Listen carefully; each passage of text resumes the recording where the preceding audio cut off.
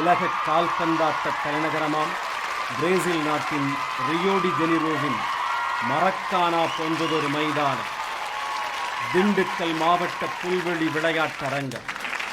இந்த விளையாட்டரங்கம் திண்டுக்கல்லில் உருவாவதற்கான அஸ்திவாரங்களில் ஒருவர் தமிழக கால்பந்தாட்ட அரசன் ரொட்டேரியன் அரசன் எஸ் சண்முகம் அவர்கள். திண்டுக்கல்லில் புகழ்பெற்ற கேபிஎஸ் ஆயில் ஸ்டோர் உரிமையாளர் தெய்வ திரு கே.பி. சுந்தரம் செட்டியார், திருமதி மீனாட்சி அம்மாள் ஆகியோரின் 4வது பிள்ளையாக 1962ஆம் ஆண்டு அக்டோபர் 7ஆம் நாள் பிறந்தார் சண்முகம். 2 சகோதரர்கள் 4 சகோதரிகளோடு பிறந்த இவரின் பிஞ்சு பாதங்களை பள்ளிச் சிறுவராக இருக்கும் போதே முத்தமிட்டது கால்பந்து. எந்த ஒரு சாதனையாளரின் தொடக்கமும் அவர்கள் வாழும் சூழலை சார்ந்தே அமைகிறது. திண்டுக்கல் மேற்கரத வீதியில் வசித்த சண்முகம் அவர்களின் வீட்டிற்கு எதிரே அமைந்திருந்தது நகராட்சி தொடக்கப் பள்ளி. சிறுவயதில் அங்கு சென்று மூத்த வீரர்களோடும் தம் வயதொத்த வீரர்களோடும் கால்பந்து விளையாடுவதை வழக்கமாக வைத்திருந்தார் சண்முகம். விளையாடும் போது பந்து பட்டு பள்ளியின் ஓடுகள் உடைவது போன்ற சேதங்கள் ஏற்பட்டன. ஆபத் பாந்தவனாக வந்து, நீங்கள் விளையாடுங்கள், நான் பார்த்து கொள்கிறேன் என்று தம் செலவில் பள்ளிக்கு ஏற்பட்ட சேதங்களை சரி செய்ததோடு மேலும் மேலும் விளையாடும் வாய்ப்புகளையும் அமைத்து தந்தார் அந்த பள்ளியின் தலைமை ஆசிரியராக இருந்த திரு சார்லஸ் அவர்கள். அவர் தந்த ஊக்கம் சண்முகம் அவர்களுக்கு கால்பந்தின் மீதான காதலை அதிகரித்தது. ஆர்வி நகர், காமராஜர்புரம், லயன் தெரு, மவுன்ஸ்புரம், கோட்டைக்குளம் ரோடு உள்ளிட்ட பகுதிகளின் வீரர்கள் அடங்கிய கோட்டை மாரியம்மன் கால்பந்து குழு அக்காலகட்டத்தில் உருவானது. அதேபோல் கார்னேஷன் கிளப், ஸ்பென்சர் கிளப் ஆகிய 2 கால்பந்தாட்ட குழுக்கள் அக்காலத்தில் திண்டுக்கல்லில் பிரபலமான குழுக்களாக இருந்தன. கார்னேஷன் கிளப்பின் தலைவரான பட்டுமணி நாடார், செயலாளர் ஞானம் திகழ்ந்தனர். இவர்களுள் லோகநாதன், டிவிஎஸ் லூகாஸ் போன்றோர் சண்முகம் அவர்களுக்கு ரோல் மாடலாக இருந்தனர். சண்முகம் அவர்கள் திண்டுக்கல் புனித மரியன்னை மேல்நிலைப் பள்ளியில் பயின்றபோது இவரது தலைமையில் பள்ளி அணி மாநில அளவிலான போட்டியில் பங்கு பெற்றது. அங்கு சென்னை YMCA அணிக்கு எதிரான அரையிறுதிப் போட்டி வரை சென்று 3ஆம் இடம் பிடித்தது. நேருஜி நினைவு நகராட்சி மேல்நிலைப் பள்ளியில் 11 மற்றும் 12ஆம் வகுப்பு படித்தார் சண்முகம். தமிழ்நாடு சப்ஜூனியர் பிரிவு தமிழக அணிக்கான வீரர்கள் தேர்வு சென்னையில் நடைபெற்றது. எப்படியும் தேர்வாகி விடுவோம் என்ற ஆவலில் அங்கு சென்ற சண்முகம் அவர்களுக்கு ஏமாற்றமே மிஞ்சியது. அவரை காத்திருப்போர் பட்டியலில் வைத்திருந்தனர் தேர்வு குழுவினர். ஆனால் போராட்ட குணம்தானே ஒரு விளையாட்டு வீரருக்கு அழகு. அந்த போராட்ட குணத்தை வெளிப்படுத்தி அங்கு நடைபெற்ற பயிற்சி போட்டிகளில் மிகச்சிறப்பாக விளையாடி தமிழ்நாடு கால்பந்து அணியின் தலைவராகவே தேர்வாகிவிட்டார் சண்முகம். இவரது தலைமையிலான தமிழக அணி சிறப்பாக விளையாடி அரையிறுதிப் போட்டி வரை சென்றது. தொடர்ந்து அடுத்த ஆண்டு தமிழக ஜூனியர் பிரிவு கால்பந்து அணிக்கு தேர்வாகி தமிழ்நாட்டிற்காக விளையாடினார். 1982ஆம் ஆண்டு திண்டுக்கல் GTN கலைக்கல்லூரியில் இளங்கலை வரலாறு பாடப்பிரிவில் சேர்ந்தார். கால்பந்து விளையாட்டில் சாதிக்க வேண்டும் என்பதற்காகவே இந்த பாடப்பிரிவை தேர்ந்தெடுத்தார். கல்லூரியின் கால்பந்து அணியின் தலைவராகவும் மதுரை காமராஜர் பல்கலைக்கழக அணி வீரராகவும் பரிணமித்தார். 1983 முதல் 86 வரை தொடர்ந்து 3 ஆண்டுகள் தமிழ்நாடு அணியின் சிறந்த வீரருக்கான விருதினை பெற்றார். கேரள மாநிலம் கோழிக்கோட்டில் பல்கலைக்கழகங்களுக்கிடையே நடைபெற்ற போட்டியின் காலிறுதி வரை சிறப்பான ஆட்டத்தை வெளிப்படுத்தினார்.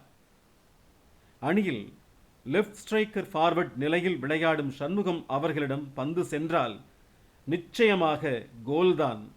எப்போதும் 10ஆம் எண் இட்ட ஜெர்சியையே அணிந்து ஆடுவார் சண்முகம். இந்த 10 என்ற எண்ணுக்கு ஒரு சிறப்பு உண்டு. கால்பந்து ஜாம்பவான்களான பிரேசில் நாட்டின் பீலே, அர்ஜென்டினாவின் மாரடோனா, மெஸ்ஸி, பிரேசிலின் நெய்மர், டிரான்ஸ் கால்பந்து வீரர் மஃபி ஆகியோர் அணிந்த ஜெர்சியின் எண்ணும் இதே 10 தான்.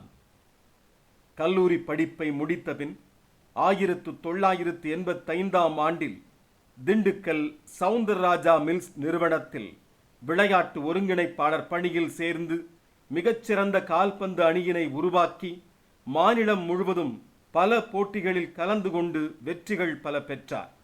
அதன் மூலமாக விளையாட்டு வீரர்களுக்கு பல வேலைவாய்ப்புகளையும் பெற்றுத் தந்தார். 1987ஆம் ஆண்டில் சேலம் அண்ணா போக்குவரத்து கழகத்தில் இளநிலை உதவியாளர் பணியில் சேர்ந்து அங்கும் பல போட்டிகளில் வெற்றிகளை குவித்தார். தாம் பணியில் சேர்ந்ததோடு தம்மோடு விளையாடிய 7 வீரர்களுக்கு அண்ணா போக்குவரத்து கழகத்தில் வேலைவாய்ப்புகளை பெற்றுத் தந்தார். 1988ஆம் ஆண்டு தமிழ்நாடு மின்சார வாரியத்தில் விளையாட்டு ஒருங்கிணைப்பாளராக பணியில் சேர்ந்து 2008 வரை பணியாற்றினார். 12/12/1990 திருமதி ரேணுகா அவர்களை திருமணம் செய்து கொண்டார். இவர்களுக்கு அஸ்வின் குமார், கிருஷ்ணிதா ஆகிய 2 பிள்ளை செல்வங்கள் உண்டு. கோவை PSD கல்லூரியில் பொறியியல் படித்த அஸ்வின் குமார் தந்தையின் KPS பில்டர்ஸ் நிறுவன பொறுப்புகளில் பங்கு கொண்டு திறம்பட செயலாற்றி வருகிறார். அஸ்வின் குமார் திண்டுக்கல் ஸ்வாகத் கிராண்ட் ஹோட்டலின் நிர்வாக இயக்குநராகவும் சிறப்பாக பணியாற்றி வருகிறார். 2020ஆம் ஆண்டில் அஸ்வின் குமார் வைஷ்ணவி எனும் நங்கை நல்லாளை மணம் முடித்தார். மாநில அளவிலும் தேசிய அளவிலும் சுமார் 100 கால்பந்தாட்ட தொடர்களில் பங்கேற்றுள்ள சண்முகம் அவர்கள் 1998ஆம் ஆண்டு முதல் தற்போது வரை தொடர்ந்து 27 ஆண்டுகளாக திண்டுக்கல் மாவட்ட கால்பந்தாட்ட கழக செயலாளராக பொறுப்பு வகித்து வருகிறார். இதன் தலைவராக ரொட்டேரியன் மேஜர் டோனர் திரு GS அவர்கள் திகழ்கிறார். 2004ஆம் ஆண்டு 24 மாநிலங்கள் பங்கு பெற்ற தேசிய அளவிலான 17 வயதுக்குட்பட்ட மகளிர் கால்பந்தாட்ட போட்டித் தொடரை திண்டுக்கல் புல்தரை மைதானத்தில் முதலாக சிறப்பாக நடத்தி காட்டினார். இதற்காக அகில இந்திய கால்பந்தாட்ட கழகத்தால் பெரிதும் பாராட்டப்பட்டார். இவரது முயற்சியால் 2004இல் திரு முருகையா அவர்கள் மாவட்ட ஆட்சியராக இருந்தபோது, திரு தேவிதார் சென்னை உறுப்பினர் செயலராக இருந்தபோது மாநிலத்திலேயே முதல் முறையாக விமன் டெவலப்மெண்ட் அகாடமி அமைப்பதற்கான அனுமதி பெறப்பட்டது. இதில் 15-16 வயதுடைய பெண்களை திண்டுக்கலிலேயே தங்க வைத்து அவர்களுக்கு உணவு, உடை, இருப்பிடம் அளித்து இலவச பயிற்சியும் வழங்கப்பட்டது. கால்பந்தாட்ட பயிற்சியாளர் நோயலின் ஜான் இவர்களுக்கு சிறப்பான பயிற்சிகளை வழங்கினார். 2007ஆம் ஆண்டில் அகில இந்திய அளவிலான 19 வயதிற்குட்பட்ட மகளிர் கால்பந்தாட்ட போட்டித் தொடரினை மின்னொளியில் நடத்தி மீண்டும் சாதனை படைத்தார். 2007இல் கால்பந்து போட்டி வளர்ச்சிக்காக மலேசியாவில் நடைபெற்ற கருத்தரங்கிலும் கலந்து கொண்டார். 2008இல் மின்வாரிய பணியில் இருந்து விருப்ப ஓய்வு பெற்று தாம் 1994ஆம் ஆண்டு தொடங்கிய ரியல் எஸ்டேட் தொழிலில் முழுமையாக ஈடுபடத் தொடங்கி அத்தொழிலில் வெற்றி கொடி நாட்டினார். 2008 முதல் 2016 வரை தமிழ்நாடு விமன் விங் கமிட்டி சேர்மனாக பொறுப்பு வகித்துள்ளார். இதனிடையே 2014ஆம் ஆண்டில் தமிழ்நாட்டின் சிறந்த கால்பந்தாட்ட கழகத்திற்கான விருதினை முன்னாள் மாநில தலைவர் கிளின்டஸ் பாபு அவர்களிடமிருந்து திண்டுக்கல் மாவட்டத்திற்கு பெற்று தந்தார். கிட்டத்தட்ட 300 விளையாட்டு வீரர்களுக்கு ரயில்வே, வங்கி, கஸ்டம்ஸ் துறை, காவல்துறை, தீயணைப்புத்துறை, மின்சாரத்துறை உள்ளிட்ட அரசின் பல்வேறு துறைகளில் வேலைவாய்ப்புகளை பெற்று தந்து அவர்கள் வாழ்வில் விளக்கேற்றி வைத்தார். திண்டுக்கல்லைச் சேர்ந்த கால்பந்து வீராங்கனை ரூபாவதி அவர்களுக்கு பயிற்சி அளித்து உலக கால்பந்து சம்மேளன பெண் நடுவராக ஆக்கிய பெருமை இவரையே சேரும். தமிழகத்திலிருந்து உலக அளவிலான கால்பந்து போட்டிகளுக்கு தேர்வான முதல் மற்றும் ஒரே பெண் நடுவர் இவர் என்பது குறிப்பிடத்தக்கது. சாதனை படைக்கும் வீரர்களை இளம் வயதிலேயே கண்டறிந்து அவர்களை ஊக்குவித்து பயிற்சி அளிப்பதில் வல்லவர் திரு சண்முகம். அப்படி அவரால் செதுக்கப்பட்ட வீரர்கள்தான் உலக அளவில் சாதனை படைத்து வரும் ரூபாவதி, அலெக்சாண்டர் ரொமாரியோ போன்றோர். 8 வயசு பையன் 10 வயசு பையனை தான் கொண்டு வர முடியும். அப்படி ஐயா பிரசிடண்டாக இருந்த 2002ஆம் ஆண்டு ஒரு அண்டர் 10 ஃபுட்பால் டோர்னமெண்ட் நடத்துகிறோம். அந்த டோர்னமெண்ட்டில் செலக்ட் ஆனவன் தான் அலெக்சாண்டர் ரொமைரோன்னு ஒரு பிளேயரு. அன்னைக்கு அவன் நாங்கள் ஸ்பாட் பண்ணோம். இப்போ சென்னை எஃப்சியோட டீமுக்கு ப்ரொஃபஷனல் பிளேயராக இருக்கான். அவன் 1 கோடி வாங்குறான். 1 கோடி ஒரு வருஷம் விளையாடுறதுக்கு. ஒரு வருஷம்னா 4 மாதம் தான். அதாவது அப்பாயின்மெண்ட்டு, ஸ்போர்ட்ஸ் கோட்டாங்கிறத தாண்டி ப்ரொஃபஷனல் பிளேயராக இருக்கான். அதே போன்று திண்டுக்கல்லைச் சேர்ந்த வித்யாவதி, கனிமொழி, காவியா உள்ளிட்ட வீராங்கனைகள் இந்திய கால்பந்தாட்ட அணியில் இடம்பெற்று திண்டுக்கல்லுக்கு பெருமை சேர்த்து வருகின்றனர். இளம் வீரர்களின் வாழ்விற்கு வளம் சேர்த்ததோடு 70 வயது முதல் 80 வயது வரையிலான மூத்த கால்பந்து வீரர்கள் 100 பேருக்கு 10,000 ரூபாய் வீதம் 10 லட்சம் ரூபாய் நிதி உதவியை கால்பந்து கழகத்தின் சார்பாக வழங்கி வருகிறார். கால்பந்து விளையாட்டையே மூச்சாக கொண்ட சண்முகம் அவர்கள் திண்டுக்கல் மக்களிடையே கால்பந்து மீதான ஆர்வத்தை ஏற்படுத்தும் வகையில் உலக கால்பந்து போட்டிகளை நகரின் முக்கிய வீதிகளில் பெரிய திரையில் திரையிட்டு காண்பித்தது குறிப்பிடத்தக்கது.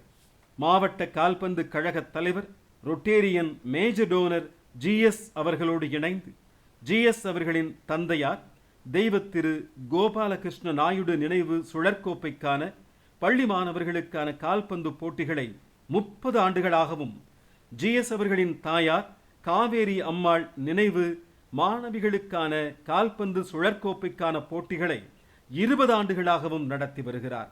2010ஆம் ஆண்டில் தமிழ்நாடு 11 மற்றும் மலேசியன் 11 அணிகளுக்கிடையேயான தமிழ்நாடு கால்பந்து கழக பவள விழா ஆண்டு காட்சி கால்பந்து போட்டியை திண்டுக்கல்லில் அமைச்சர் மாண்புமிகு ஐ. பெரியசாமி அவர்கள் முன்னிலையில் சிறப்பாக நடத்தினார்.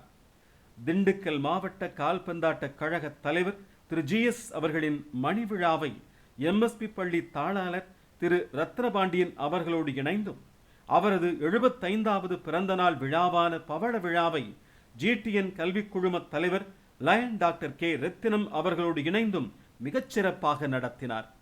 திரு சண்முகம் அவர்களின் முயற்சியாலும் உழைப்பினாலும் திண்டுக்கல் மாவட்டத்தில் இன்று 40 கால்பந்து கிளப் அணிகள் உள்ளன. ஒவ்வொரு அணிக்கும் 20 வீரர்கள் என 800 வீரர்கள் ஆண்டு முழுவதும் தொடர்ந்து போட்டிகளில் ஈடுபட்டு வருகின்றனர். திண்டுக்கல் மாவட்ட ஆட்சியராக திரு செந்தில்குமார் பொறுப்பு வகித்த 2003-2004ஆம் ஆண்டில் 6 லட்சம் ரூபாய் செலவில் புல்தரை மைதானம் திரு சண்முகம் அவர்களின் பெரும் முயற்சியால் அமைக்கப்பட்டது.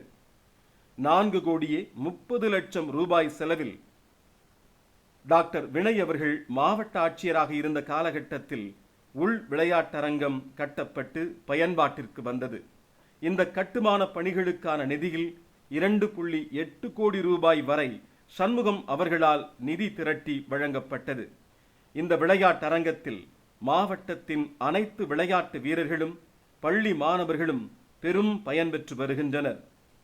இந்த உள் விளையாட்டரங்கத்திற்கு அடிக்கல் நாட்டியவர் அப்போதைய மாவட்ட ஆட்சியர் திரு வெங்கடாச்சலம் என்பது குறிப்பிடத்தக்கது.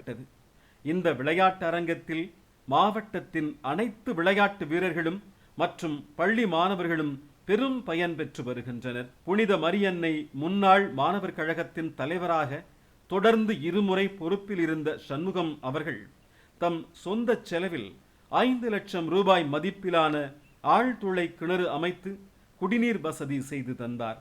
பள்ளி வளாகத்தில் 2.5 கோடி ரூபாய் மதிப்பீட்டில் சிறந்த வகுப்பறைகளுடன் கூடிய சேவியர் பிரிட்டோ பிளாக் எனும் 2 மாடி கட்டடம் இவரது பெரும் முயற்சியால் கட்டப்பட்டது. இன்று வரை இப்பள்ளியின் முதன்மை புரவலராகவும் திகழ்ந்து வருகிறார் சண்முகம் அவர்கள். தாம் படித்த பள்ளியை என்றும் மறவாத நன்றி மறவா பண்பிற்கு இது உதாரணம். இது மட்டுமல்ல, நகராட்சி தொடக்க பள்ளியில் விளையாட்டில் தம்மை ஊக்குவித்த தலைமை ஆசிரியர் திரு சார்லஸ் அவர்களுக்கு அவர் மண்ணை விட்டு மறையும் வரை ஆண்டுதோறும் புத்தாண்டு தினத்தில் புத்தாடை வாங்கி தந்து அவரது ஆசியை பெற்று வருவதை வழக்கமாக வைத்திருந்தார். தாம் படித்த கல்லூரியான ஜிடிஎன் கலைக்கல்லூரியில் பல கோடி ரூபாய் மதிப்பிலான உள் விளையாட்டரங்கம் அமைப்பதற்கான முதல் விதையாக 5 லட்சம் ரூபாய் நிதியை வழங்கினார். கர்ணனின் கொடைப்பண்பு பிறக்கும் போதே பிறந்தது என்பார்கள். சண்முகம் அவர்களின் கொடைப்பண்பும் அத்தகையதுதான். தாம் 6ஆம் வகுப்பு படிக்கும் போதே சக மாணவர்களுக்கு பள்ளி கட்டணம் செலுத்தி அவர்களின் கல்வி செழிக்க உதவினார். 90களின் தொடக்கத்திலிருந்து தற்போது வரை கோவில் திருப்பணிக்காக நன்கொடைகள், அன்னதானத்திற்காக நிதி உதவிகள், விளையாட்டு வீரர்கள், பணியாளர்கள், நண்பர்கள் ஆகியோர் இல்ல திருமணங்கள் மற்றும் மருத்துவ செலவுகளுக்கு நிதி உதவிகள் வழங்கி வருகிறார். தம் அலுவலகத்திலும் தம் நண்பர்கள் மற்றும் விளையாட்டு வீரர்களை பணியில் அமர்த்தி அவர்களுக்கு தேவையான உதவிகளையும் செய்து வருகிறார். விளையாட்டு வீரர்களுக்கு அரசு பணியில் 3% இடஒதுக்கீடு வழங்க கோரி தொடர்ந்து 20 ஆண்டுகளாக திண்டுக்கல் மாவட்ட கால்பந்து கழகம் சார்பாக கோரிக்கை விடுத்து வந்தனர். அந்த கோரிக்கை அரசாணையாக வெளிவந்து விளையாட்டு வீரர்களுக்கு பெரும் மகிழ்ச்சியை தந்தது. 2021, 2022 ஆண்டில் திண்டுக்கல் மேற்கு ரோட்டரி சங்கத்தின் தலைவராக தேர்ந்தெடுக்கப்பட்ட சண்முகம் அவர்கள் கொரோனா பெருந்தொற்றால் பாதிக்கப்பட்டு உயிரிழந்த தாய் தந்தையில்லா குழந்தைகள், பார்வையற்றோர், முதியோர் இல்லங்களை சார்ந்தவர்கள், விளையாட்டு வீரர்கள் உள்ளிட்ட பலருக்கும் 27 லட்சம் ரூபாய் மதிப்பிலான பல நலத்திட்ட உதவிகளை செயல்படுத்தி உதவி புரிந்துள்ளார். இந்த சேவைகளை பாராட்டும் விதத்தில் ரோட்டரி மாவட்ட ஆளுநர் அவர்களின் சிறப்பு மிகு 30 விருதுகளை பெற்று மேற்கு ரோட்டரி சங்கத்திற்கு பெருமை சேர்த்துள்ளார். மேலும் ரோட்டரி மாவட்டம் 3000 சிறந்த ஸ்டார் தலைவர் விருதினையும் பெற்றுள்ளார். இவரது கனவு திட்டம் 30 ஏக்கர் நிலப்பரப்பில் வயது முதிர்ந்தவர்கள் தங்குவதற்கேற்ப ஆரோக்கியமான பாதுகாப்பான வில்லாக்களை உருவாக்குவது. கனவு நனவாகட்டும். அண்மையில் நடைபெற்ற தமிழ்நாடு கால்பந்து கழக தலைவருக்கான தேர்தலில் மொத்தமுள்ள 82 வாக்குகளில் 44 வாக்குகளை பெற்று வெற்றி பெற்றார். எதிர்த்து போட்டியிட்ட திரு சுரேஷ் அவர்களுக்கு 38 வாக்குகள் கிடைத்தன.